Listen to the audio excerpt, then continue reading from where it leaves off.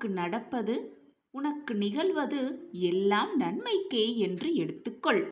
காத்திரு, பொறுமையாக காத்திரு. இன்னும் 2 நாட்களில் உன் வாழ்வில் அதிசயம் நிகழும், நிகழ்ந்தே தீரும். எல்லோர் வாழ்க்கைக்கும் அவசியம் தேவையான ஆற்றல் நம்பிக்கைதான். உயிரில்லாத உடலுக்கு மதிப்பு குறைவது போல நம்பிக்கையில்லாத மனிதனுக்கும் மதிப்பு குறையவே செய்யும். பலரது வாழ்க்கையை மாற்றும் வலிமை நம்பிக்கைக்கு மட்டுமே உண்டு. நம்பிக்கைதான் வாழ்க்கையே. வாழ்க்கை என்னும் ஆற்றை நம்பிக்கைக்கு மட்டுமே உண்டு. வாழ்க்கை என்னும் ஆற்றை நம்பிக்கை என்னும் நீச்சல் தெரிந்தவர்கள் மட்டுமே சுலபமாக கடக்கிறார்கள். மற்றவர்கள் கரையிலேயே வீழ்ந்து கிடக்கிறார்கள். இதுதான் நம்பிக்கையின் நியதி. என் அன்பு பிரியமே, கஷ்டத்தில் வரும் துன்பத்தை விட கஷ்டம் வந்துவிடுமோ என்ற பயத்தால் வரும் துன்பமே மிக அதிகம். பயப்படாமல் இரு. எது வந்தாலும் பார்த்து விடலாம் என்று தைரியமாக செயல்படு. நம்பிக்கையால் மட்டுமே இதை நினைக்க முடியும், செய்ய முடியும். நம்பிக்கையோடு இரு.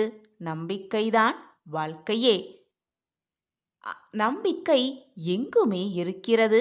நமக்குள் இருக்கிறது, நம்மை சுற்றி இருப்பவர்களிடம் இருக்கிறது, புத்தகங்களில் இருக்கிறது, கடவுளிடம் இருக்கிறது, நம்மை சுற்றி நடக்கும் சிறு சிறு சம்பவங்களிலும் இருந்து கொண்டுதான் இருக்கிறது. ஒவ்வொன்றையும் கூர்ந்து கவனித்தால் நம்பிக்கையை பற்றி நாமே நிறைய விஷயங்களை கற்றுக்கொள்ளலாம் குழந்தையே.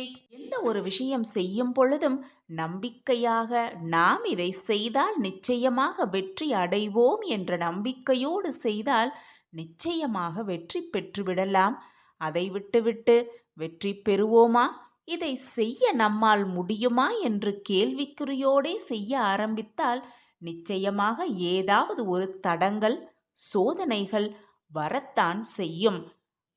வாகனத்திலோ, ரயிலிலோ, விமானத்திலோ பயணம் செய்யும் பொழுது இந்த பயணம் பாதுகாப்பானதாக இருக்கும் என்ற நம்பிக்கை இருந்தால்தான் மட்டுமே நம்மால் வேடிக்கை கூட அந்த பயணத்தில் பார்த்து கொள்ள முடியும்.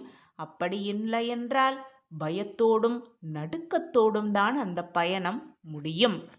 என் அன்பு பிரியமே, நீ எடுக்கும் எந்த ஒரு செயலையும் சிறப்பாக செய்ய முடியும் என்று முதலில் நீ நம்ப வேண்டும். உன் மீது முதலில் நம்பிக்கை வை. உன் சாயப்பா மீது நம்பிக்கை வை. அந்த செயலை நாம் சிறப்பாக செய்வோம். அதற்கு உறுதுணையாக அப்பா துணையாக இருப்பார் என்ற நம்பிக்கையை வை. உன் எண்ணம் போல், உன் நம்பிக்கை போல் எல்லாமே வெற்றிகரமாகவே முடியும். அதை விட்டுவிட்டு நம்மால் இந்த செயலை செய்ய முடியுமா என்று ஒரு கண நேரம் நீ யோசித்தாலே போதும், அனைத்தும் சரிந்தே விடும்.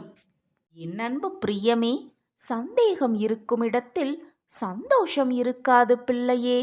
நம்பிக்கை இருக்கும் இடத்தில் நன்மைகள் மட்டுமே இருக்கும்.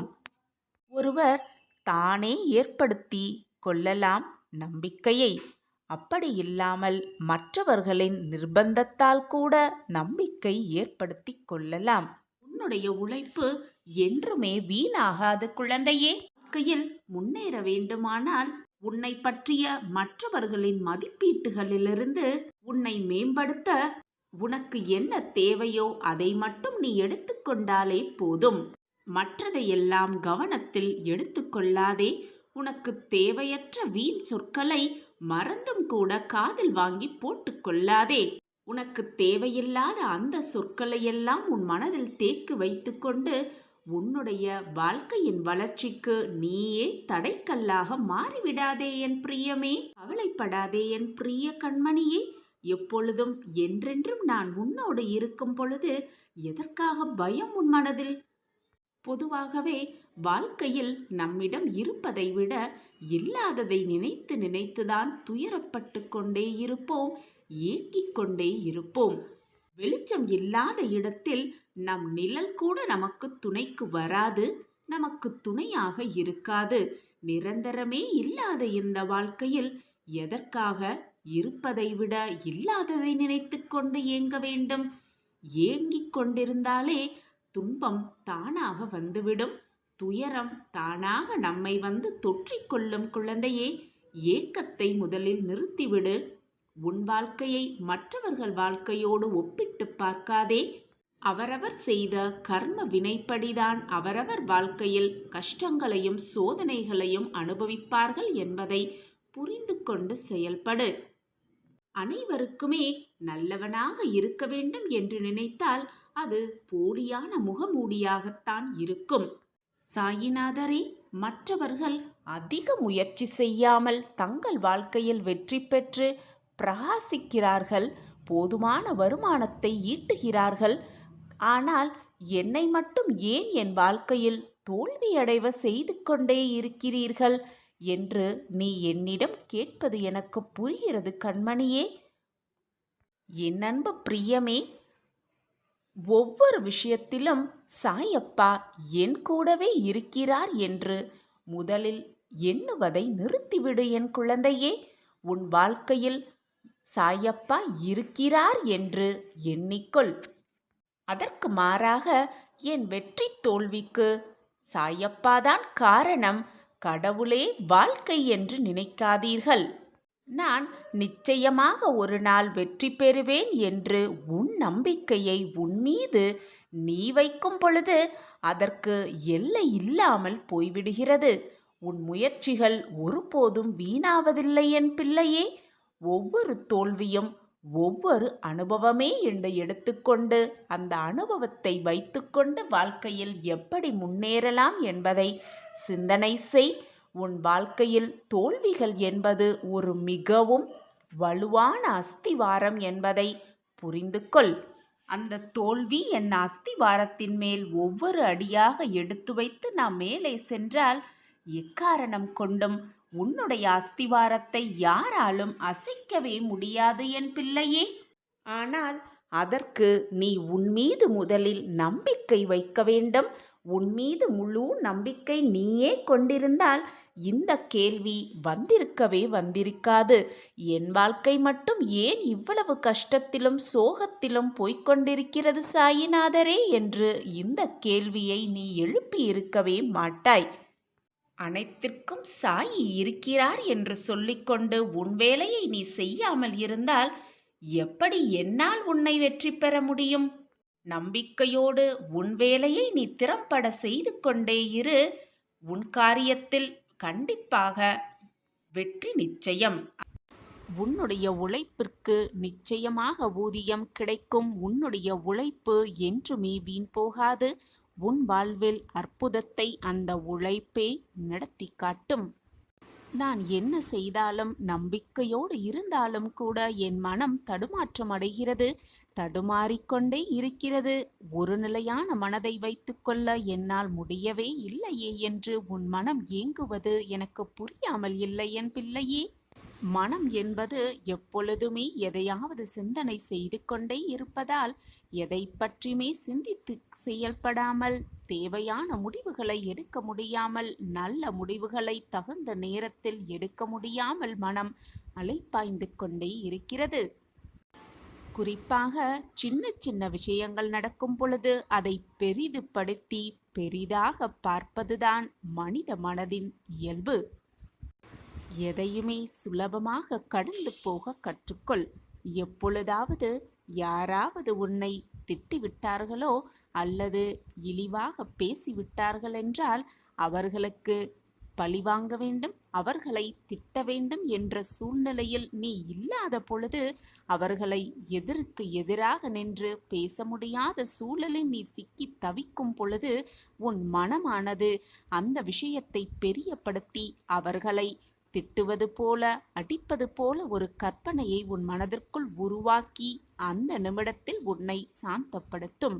அதுபோல உன் மனம் எப்பொழுதுமே உன்னை நிம்மதியாக்கும் வழியை தேர்ந்தெடுத்து செய்து கொண்டிருக்கும். அதே போல உன் மனதில் இருக்கும் உன் சாயப்பாவும் உனக்கு எது நல்லது, உன் வாழ்விற்கு எது நல்லது, உன் மனதிற்கு எதை செய்தால் அது நிம்மதி கிடைக்கும், உன் வாழ்விற்கு எது செய்தால் அது உன் முகத்தில் ஆனந்தத்தை கொடுக்கும் என்பதை பார்த்து பார்த்து நானும் ஆவலோடு அதை செய்து கொண்டே இருக்கிறேன். மாயமான இந்த உலகத்தில், மாயை மட்டுமே நிறைந்திருக்கும் இந்த உலகத்தில், நியாயமான கோரிக்கைகளுக்கு எப்பொழுதுமே இடமே இல்லாதது போல ஒரு தோற்றத்தை தான் கொடுக்கும். ஆனால் கடைசியில் நியாயமே, தர்மமே வெல்லும். ஒன்றை மட்டும் நன்றாக மனதில் பதிய வைத்துக்கொள், நன்றாக தெரிந்து வைத்துக்கொள். இந்த உலகமே உன்னை திரும்பி பார்க்க வேண்டும் என்று நீ விருப்பப்பட்டால், ஆசைப்பட்டால், நீ மற்றவர்களை எப்பொழுதும் திரும்பி பார்க்காதே. உன்னுடைய வேலையை திறம்பட செய்து கொண்டே இரு. மற்றவர்கள் சொல்வதை எதையுமே காதில் வாங்கிக் கொள்ளாதே. யாரையுமே பார்க்காதே. வெற்றி பெறுவது சாதாரண விஷயமல்ல. ஒரு விஷயத்தை செய்யும் பொழுது எது சரி எது தவறு என்ற சிந்தனை செய்து கொண்டு ஆராய்ந்து அதை செய்தாலே வெற்றி சுலபமாக நம்மை வந்து சேரும்.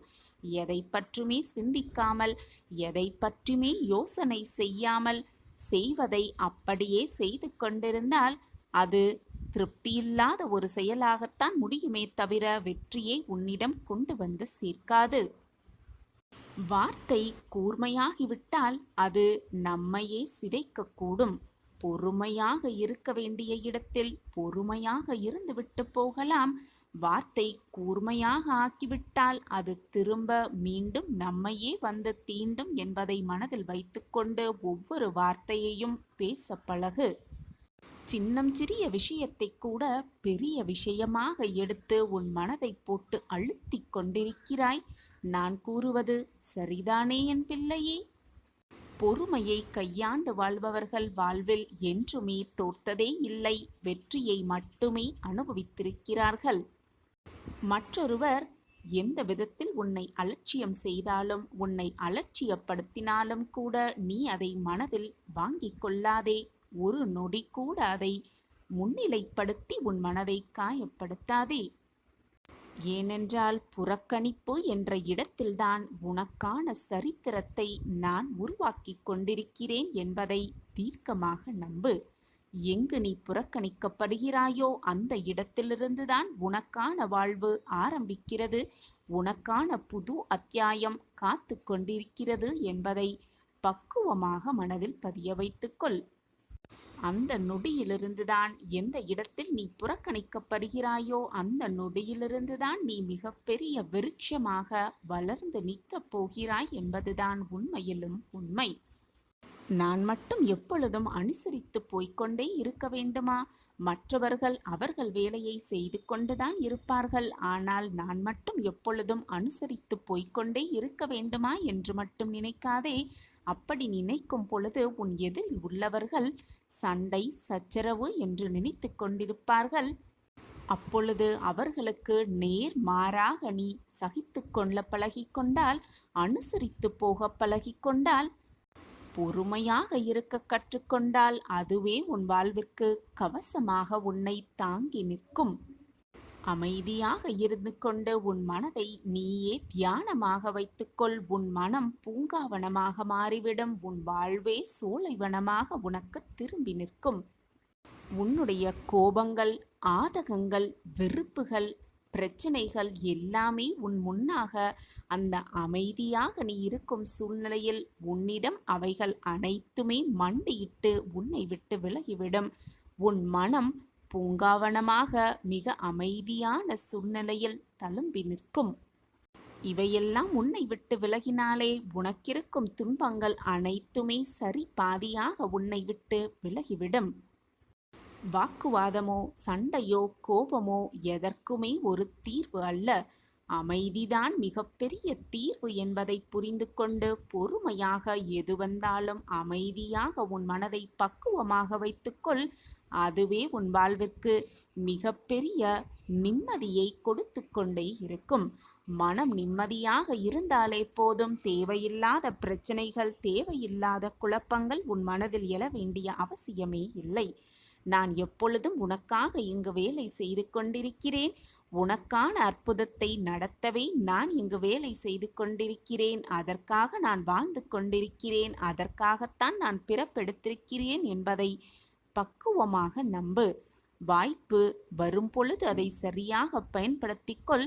வாய்ப்பை தவற விட்டுவிட்டு பின் எனக்கான நல்லதை நடத்தி காத்துங்கள் சாயிநாதரே, நடத்தி தாருங்கள் சாயிநாதரே என்று மீண்டும் என்னிடமே வந்து புலம்பாதே. ஏதாவது ஒரு ரூபத்தில், ஏதாவது ஒரு தருணத்தில் உனக்கான வாய்ப்பை ஏதாவது ஒரு நொடியில் நான் நிகழ்த்துவேன். எனவே மனதை நிம்மதியாக வைத்துக்கொண்டு வரும் வாய்ப்பை மிக சரியாக பயன்படுத்தி கொண்டு வாழ்வில் வெற்றியடைவதற்கான அத்தனை வழிகளையும் பெற்றுக்கொள். நான் இருக்கிறேன் அனைத்திற்கும் சாட்சியாக. நீ கவலைப்படவோ வருத்தப்பட வேண்டிய அவசியமே இல்லை. சாயப்பா இருக்க உனக்கு ஏன் மனக்கவலை? இதை முழுவதுமாக கேள். இதுவரை உன்னை பார்த்து நகைத்த கண்கள் நிச்சயமாக வருந்தும்படி நான் செய்வேன். என்மேல் முழுமையாக நம்பிக்கை வைத்திருக்கும் என் பிரியமான பிள்ளையின் வாழ்க்கையில் அனைத்து அற்புதத்தையும் உன் சாயிபாபா நடத்தி காட்டுவேன். நீ தோற்பதற்காக பிறக்கவில்லை. கட்டாயமாக உன் அப்பாவின் பரிபூரண ஆசிர்வாதத்தால் நீ உன் வாழ்க்கையில் ஜெயிப்பாய், ஜெயித்து காட்டுவாய். சாயிநாதா, பல நாட்களாக நான் உங்களிடம் வைத்த வேண்டுதல்கள் எல்லாம் தாமதமாகி இந்த இடத்திற்கு வந்திருக்கிறது என்று நீ என்னிடம் புலம்புகிறாய். சில சமயம் கோபமாக கூட பேசுகிறாய் குழந்தையே.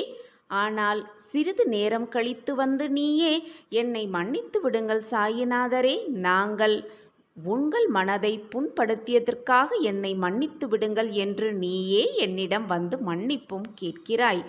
அன்பு இருக்கும் இடத்தில்தான் கோபமும் இருக்கும் குழந்தையே. நீ என்மேல் கோபப்பட்டால் நான் தவறாக எடுத்துக்கொள்ள மாட்டேன். ஏதோ உன் மன வேதனையினால்தான் நீ என்னிடம் வந்து இப்படி கொட்டுகிறாய் என்பது எனக்கு புரியும். உன் மன வேதனையை அனைத்தையும் என்னிடம் வந்து கொட்டிவிடு. நிச்சயமாக உன் வேதனைக்கு, உன் மன வலிக்கு மருந்தாக உன் அப்பா எப்பொழுதும் இருப்பேன் என் பிள்ளையே. குழந்தையே, வாழ்க்கையில் நிம்மதியையும் சந்தோஷத்தையும் நீ தேடுவது எனக்கு வியப்பாக இருக்குது குழந்தையே. நீ எங்கு போய் தேடினாலும் அது உனக்கு கிடைக்கவே போவதில்லை. ஏனென்றால் அது உன்னில்தான் இருக்கிறது. நீ மனதை நிம்மதியாக வைத்து கொண்டாலே போதும், சந்தோஷமும் நிம்மதியும் ஆனந்தமும் தானாகவே வந்து குடிக்கொண்டுவிடும் உன் மனதிலும் உன் வாழ்க்கையிலும். கண்மணியே, சந்தோஷம் என்பது உலக பொருட்களில் இல்லை, அது உள்ளத்தில்தான் இருக்கிறது. நிம்மதி என்பது நீ கை நீட்டி ஒருவருக்கு உதவி செய்தாலே போதும், நிம்மதி தானாகவே வந்துவிடும். ஆத்மார்த்தமாக உள்ளன்போடு மற்றவர்கள் நன்றாக இருக்க வேண்டும் என்று நீ நினைத்தாலே போதும், நிம்மதி தானாகவே தென்றலாய் உன் இதயத்தை வந்து தழுவும். எனவே என் குழந்தையே, என்றைக்கும் சந்தோஷத்தையும் நிம்மதியையும் வெளியில் போய் தேடாதே. ஏனென்றால் அது எங்குமே வெளியில் இல்லை. உன்னை மாற்றும் எல்லா மாறுதலாகவே அது இருந்து கொண்டிருக்கிறது. உன்னை பக்குவப்படுத்துவதற்காகவே உனக்குள் பல நிகழ்வுகளை நிகழ்த்தி உன் வாழ்க்கையில் நீ முன்னேற்றம் அடைய சில வழிவகைகளை நான் செய்து கொண்டிருக்கிறேன். ஆனால் என் சாயிநாதர் எனக்கு கஷ்டத்தை கொடுத்து விட்டார். என்னை காப்பாற்ற யாருமே இல்லை. நான் நிர்கதியாக இருக்கிறேன். தோள் கொடுக்க கூட எனக்கு யாருமே இல்லை என்று உனக்கு வரும் வேதனைகளையும் சோதனைகள் அனைத்து பிரச்சனைகளையும் நான் தான் உனக்கு கொடுத்து விட்டதாக நினைத்து கொண்டிருக்கிறாய் குழந்தையே. பிரச்சனைகளை நான் உனக்கு கொடுக்கவில்லை. நீ கண்ணீர் சிந்த வேண்டும் என்ற எண்ணத்தில் நான் அதை உனக்கு கொடுக்கவில்லை. உன் மனம் வேதனை அடைய வேண்டும், நீ கஷ்டத்தில் தத்தளிக்க வேண்டும் என்ற நினைப்பில் நான் அதை உனக்கு கொடுக்கவில்லை. உன் மனதை பக்குவப்படுத்தவும், வாழ்க்கை என்றால் என்ன என்பதை புரிய வைப்பதற்கும், உன்னை சுற்றி இருப்பவர்களின் திறமையை, அவர்களின் மனோதைரியத்தை, அவர்கள் உன்னை எப்படி பார்க்கிறார்கள் என்பதை நீ புரிந்து கொள்வதற்காகவும் தான் இந்த செயல்களை நான் செய்து கொண்டிருக்கிறேன். அப்படி இருக்கும் பொழுது நம் வாழ்க்கையில் வரும் சுக துக்கங்களுக்கு அந்த இறைவன் எல்லை வைத்திருக்காமலா போய்விடுவார்? நிச்சயமாக ஒரு எல்லை இருக்கும். துன்பம் ஒன்று வந்தால் அதற்கான எல்லை முடிந்தவுடன் இன்பம் ஒன்று வந்துதான் தீரும். அதுதான் வாழ்க்கை. 1000 போராடி பார்த்தாலும் மீண்டும் வாழ்க்கையில் துன்பம் வந்து கொண்டே இருக்கிறதே என்று சலித்து போய்விடாதே. நம்பிக்கையை எப்பொழுதும் கைவிட்டு விடாதே. போராடும் குணத்தையும் விட்டு விடாதே. போராட போராட நிச்சயமாக கதவு திறக்கும். நல் வாழ்க்கைக்கான கதவு திறக்கும் என்ற நம்பிக்கையோடு போராடிக்கொண்டே இரு. நம்பிக்கையோடு இரு. நிதானத்தை இழந்து விடாதே. உனக்கு துணையாக எப்பொழுதும் உன் அப்பா இருப்பேன். உன்னுடைய கஷ்டத்தை தீர்ப்பேன். உனக்கு வரும் சோதனையை முறியடிப்பேன். உனக்கு வெற்றியை வாரி வாரி வழங்குவேன் என்ற நல்ல எண்ணங்கள் உன் மனதில் இருந்தால் போதும். உன் எண்ணம் போல் உன் வாழ்க்கையும் நல்ல விதமாகவே அமையும். நிரந்தர நன்மையாகவே இருக்கும். என் வார்த்தைகளின் மீது நம்பிக்கை வை என் குழந்தையே. உன் வாழ்க்கையில் நல்ல மாற்றங்கள் நிகழும். அந்த நல்ல வேலையை நான் உருவாக்கிவிட்டேன். உனக்காக, என் செல்லமான கண்மணிக்காக நல்ல வாழ்வு காத்து கொண்டிருக்கிறது. நான் அந்த நேரத்தை உனக்காக வகுத்தே விட்டேன். என் அன்பு தங்கமே, கடினமான காலத்தை எல்லாம் கடந்து விட்டாய். உன்னுடைய வாழ்க்கைக்கு தேவையானது அனைத்தும் என் கையில்தான் உள்ளது. வா, வந்து அனைத்தையும் வரமாக பெற்றுக்கொள். உன் அப்பா உனக்காகவே, என் செல்லமான கண்மணியின் வருகைக்காகவே காத்து கொண்டிருக்கிறேன். துவாரகா மாயியில் நான் இருக்கிறேன். வா, வந்து பெற்றுக்கொள்.